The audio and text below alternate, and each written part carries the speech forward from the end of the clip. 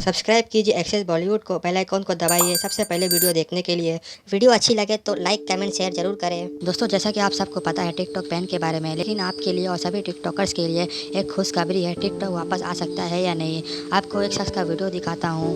जी हाँ, ये भी टिकटॉक यूज़ करते थे, लेकिन सिर्फ न्यूज़ के रिलेटेड वीडियो बनाते थे। ये TV9 के न्यूज़ रिपोर्टर है शुभंकर मिश्रा करके। तो आइए इनका वीडियो दिखाता हूँ। कि उम्मीद पर पूरी दुनिया कायम है और आपको यह समझना होगा कि अगर हिंदुस्तान और पाकिस्तान में जंग के बाद आपस में बातचीत हो सकती है राउंड टेबल, तो यहां भी कोई आपको नाउम्मीद होने की जरूरत नहीं है। चीजें हमेशा पॉसिबल होती हैं बातचीत के जरिए। लेकिन समझना यह जरूरी है कि वजह क्या थी टिकटॉक के बैन होने की। तो दो प्रमुख वजह है जिस वजह से बैन हुआ है, सरकार ने बैन लगाया है। पहली वजह है गलवान घाटी में जो कुछ हुआ, 20 सैनिक हमारे शहीद हुए, उससे नाराजगी देश भर में थी। चीन पीछे नहीं हट रहा था, हमारी जमीन पर कब्जा करने की कोशिश कर रहा था और भारत सरकार को लगा कि चीन को फाइनेंशियली कमजोर किया जाए क्योंकि वही उसकी ताकत है। दूसरी वजह हो सकती है कि जो तमाम इस वक्त खबरें आ रही थी कि हैकर्स को लेकर कि चाइनीज ऐप जो है वो डेटा चीन भेजते हैं और हमारी इंफॉर्मेशन वहां जा रही थी, जिस वजह से इंडियन गवर्नमेंट ने बैन कर दिया होगा। अब आपको दोनों का जवाब देते हैं कि कैसे टिकटॉक लौट सकता है। जहां तक बात गलवान घाटी को लेकर है, जैसा मैंने कहा कि बातचीत से सब कुछ संभव है।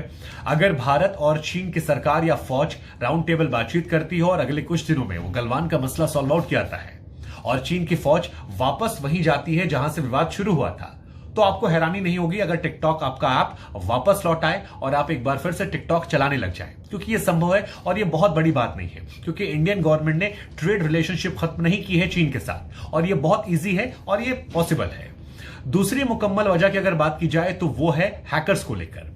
इंडियन गवर्नमेंट अगर हैकर्स को चलते या सिक्योरिटी के चलते चाइनीज ऐप पर बैन लगाया है, तो हो सकता है ये तमाम चाइनीज कंपनीज अगले कुछ दिनों में सुप्रीम कोर्ट चली जाए या कोई व्यक्ति ही सुप्रीम कोर्ट पहुंच जाए और वहां पर ये चाइनीज कंपनीज ये कहें कि अगर भारत सरकार को कोई डाउट हम पर है तो हम उसको सही करने को तैयार हैं।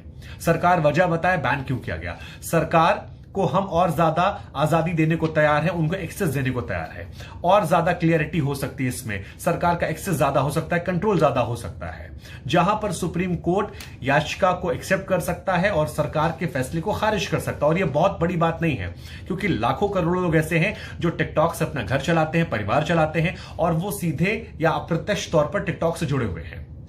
तो ये दोनों चीजें जो है टिकटॉक को लेकर महत्वपूर्ण है और ऐसा पहले भी कई बार हुआ है जहां पर चीजों पर बैन लगाया गया या सरकार ने कोई फैसला लिया है और बाद में कोर्ट में जाकर वो खारिज हो गया है।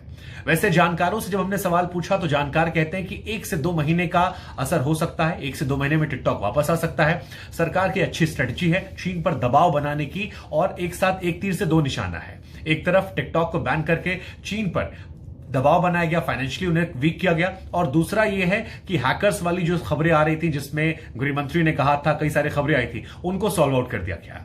खैर, जो कुछ भी हो, आपको इंतजार है टिकटॉक का, देखते हैं क्या होता है। गाइस कमेंट करके बताना कि आपकी क्या राय है टिकटॉक बैन के बारे में।